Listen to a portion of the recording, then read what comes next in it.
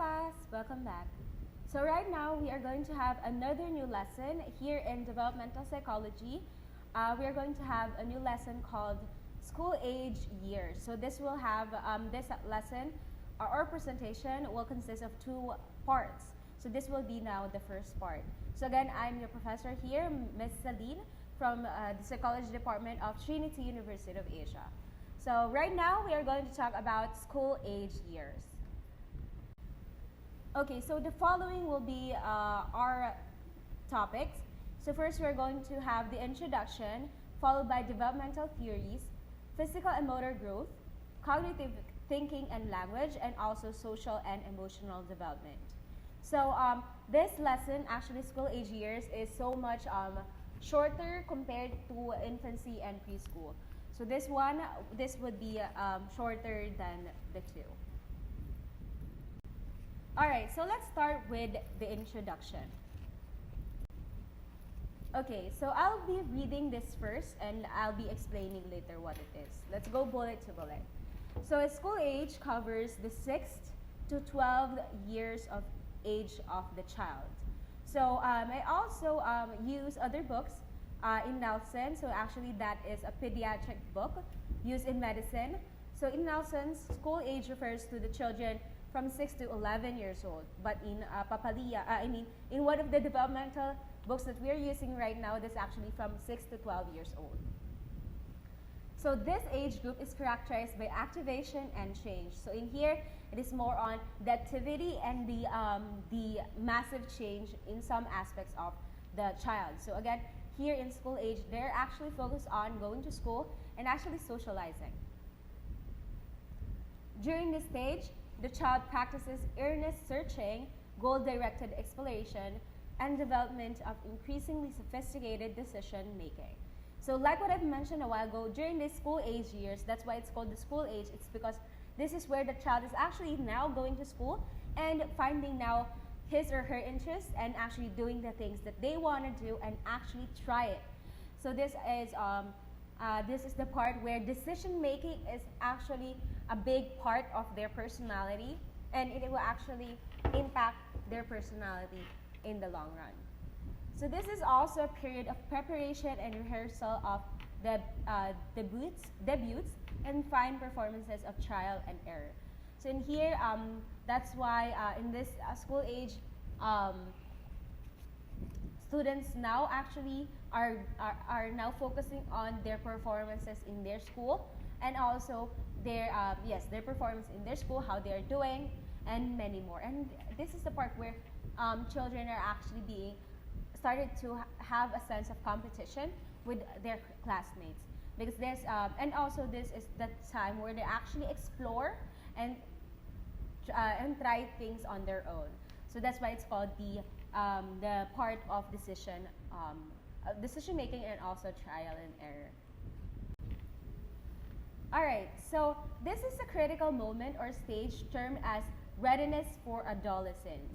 So again, school age years, this is the stage where they are now trying to get ready on the adolescent stage. Children in this age are not aware that they're actually preparing for that stage, but they're actually exploring and also going now towards the adolescence years, which is the next part of this lesson. So the middle childhood or latency stage is part of the school age years. So as I've mentioned before, so we have the oral stage, that's during the infancy. Anal and phallic is also is part of the preschool, and now we have the latency, which is part of the school age.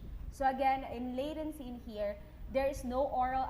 There's no erogenous zone, unlike the oral. The infancy, their erogenous zone is oral, and then the preschool years, their erogenous zone is anal and phallic. But in here, in school age years, they don't have any erogenous zone, because they are now focused on going to school, enjoying their life there in school, and trying things, everything in school. So the child can consider multiple factors that enable them to evaluate themselves and perceive others' evaluation of themselves. like what I've mentioned a while ago, in here, the children are now being focused, or they're now focused on their performances in school and how their teachers actually see them. So whether how good they are they topping are their scores are topping in the top 10, are they running for honors, and many more. So this is actually the stage where they actually gauge themselves on how good they are in terms of academics and also play and sports and many more. So this is the time where they actually evaluate how they are and who they are, and also this is the time where other people's opinions are actually important for them. Self-esteem becomes a central issue. So in here, like what I've mentioned, in this stage, their performances actually values the most to them, and what others perceive of them is actually important for them. So that's why their self-esteem is affected purely because of this. It's because of this concern, of this phenomenon, of their central concern, and how they view themselves. Increasing separation from the parents and finding acceptance in the peer group, and negotiating challenges in the outside world. So unlike infancy and preschool years, during the school years now, they are now more on their friends. They are now spending more time with their friends, their teachers, their classmates. They're spending more time with them. So that's why their approval is very important for them. So that actually affects their self-esteem as well. So in here, like what I've said, in latency stage, that's why there's no erogenous zone, because right now their performance in school, their friendships, and many more actually waits in them. And that's why there is bullying as well during this in this stage. That's why children are experiencing bullying. It's because of this self-esteem issue, and also how they perceive themselves and how others perceive of themselves. So this is actually a very critical moment for a child. Now let's go to the developmental theories one by one. Alright, so first we have the psychosexual theories. Okay, again, that is from Freud. So during this stage, we have the latency stage. So I have already mentioned this a while ago. The latency stage, in here, the erogenous zone is the phallic area, but there is a decrease in sex interest. It's because, again, they are now focused on going to school, how they will conquer everything in school, and their focus now is more on their how others will perceive them and how they will perceive themselves. So that's why the sex interest in here, according to Freud, is actually lower, and interest in sex is no longer evident in here. The child increasingly accumulates knowledge and physical development. So in here, that's why in this stage, performance is very important in the school, because in here, this is the time where their accumulation of their knowledge, their skills, or in short, in their academics, how they do in school, how they do in quizzes, and also in sports, how they do and perform in sports, are they good, and many more. This is the best time that they actually accumulate a lot of those things.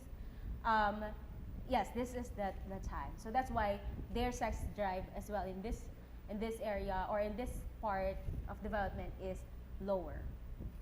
Sexual feelings sublime or change into age-appropriate activities.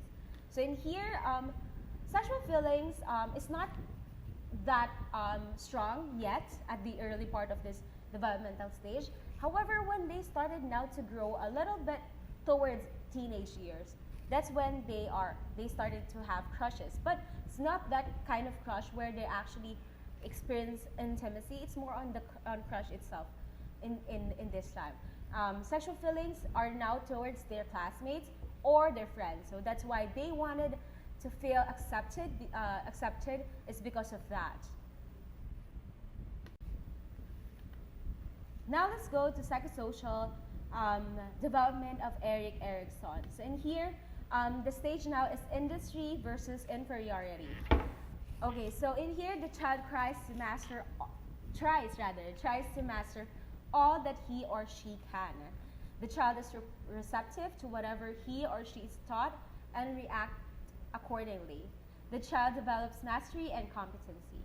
So in here, that's why it's called industry versus inferiority, because now the focus of the child is actually towards his classmates, his or her classmates, or teachers, or friends.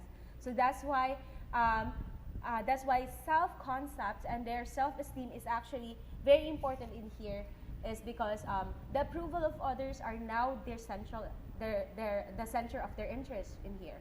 So they believe that if they do things in a very good manner, their teacher will accept them, they will be recognized in school, they will receive awards, and if that happens, their parents will appreciate them. So with friends, so as long as they feel that they belong in a group, um, they feel that they are accepted, and that's one of their priorities there, okay, and many more. So that's why there are bullyings happening, is because some of the children actually cannot cope with their classmates, and that's when bullying appears. So that's why inferiority in this stage during the bullying time, or during the time of bullying actually occurs. It's because of that, because of their self-esteem.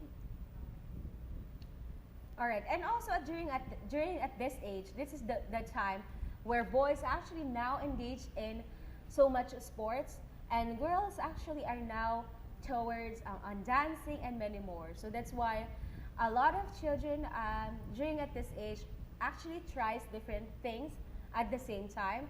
Others try to go on drawing while actually studying music and many more. And also this is the best time to actually be involved in that, because in this time, again, like what I've mentioned a while ago on Freud's slide, is that this is the best time to accumulate everything, their knowledge, their skill. This is actually the best time.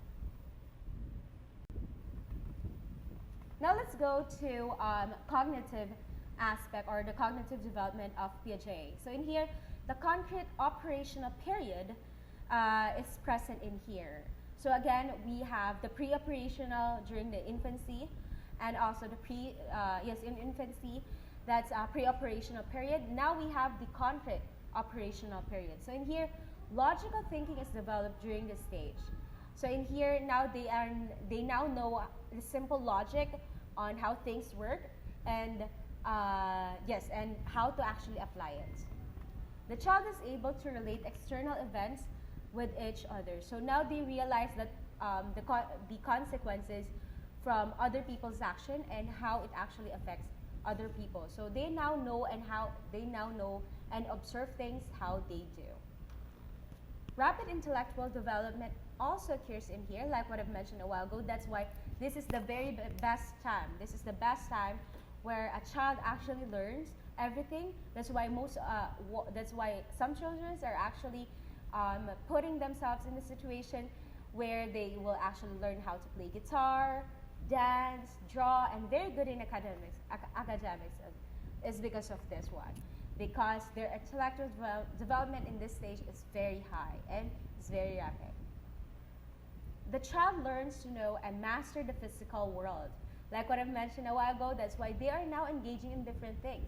Some of them are actually engaging in sports, they now join taekwondo and many more. It's because they are now actually start to master how the things work in the environment. Others actually starts to know how to wash dishes, how to cook. My other friends actually started to learn how to cook at this age as well. And also draw and many more. Discrete achievement in learning and understanding develop into a predictable sequence. So in here, that's why we have friends who are actually good and performing in school during this age, because they are now having a good habits of how to study well, and actually they get this until they actually end until college actually. But sometimes some other people, or just like me when I was in school years, I'm actually a bad performer. I mean, I'm not good in class. But when I reached college and also in my graduate degree, I was able to perform good. It's because during my school age years, I was actually very much interested on making friends instead of actually going to perform better in school. So that's why my performance back then was not really good. But I was able now to realize that I don't have to please everyone. But my point in here is that my during my school age years, I focus more on my friends and how I will please others and how my self-esteem will be boosted. So that's why actually it sort of predict my behavior in the future. That's why I have a hard time adjusting in high school, but it was actually later on changed. But this is the best time to actually accumulate all the knowledge and skills during this stage. Right, so that is the achievements, small achievements actually start here, and it later on develops in the later life. Next one is in Moral by Kohlberg. So the moral development of Kohlberg. So what's important in Kohlberg is that conformity actually is one of the things that happens during the school age years. So the child learns about law and order and learns to follow it. So that's why during this age, if you can still remember, your classmates would be, your teacher will be asking one of your classmates to write the noisy people in the class or the noisy children in the class and write down how many times they have been noisy. Is because this is the time where conformity actually needs to develop. And also that's the reason why during at this stage, when I was a child and during the school age years, is that I focus more on friends. Is because I focus on conforming instead of actually performing in class. So in here, in the moral development, conformity is one of the important aspects that a child should develop. All right, so in here, this is a table that shows the different ages and developmental theories. So like what I've mentioned, we've discussed a while ago about Freud. So as you can see, infancy is oral stage, toddler, and preschool years is on the anal and on the phallic. So please do not be confused. We already discussed toddlerhood. That's part of the infancy and also the preschool years. I actually overlap the two, so that's why we didn't have any specific PowerPoint for the toddlerhood, but we were able to discuss that. So as you can see, the oral, anal, and the phallic, we've already done with that, and now we're on the 6 to 12 years. That's the school age years. This is the latency. Again, during the latency stage, there are no erogenous zone because they are now focused on their classmates and also their school activities. And then we have the psychosocial, again, that's in Erik Erikson.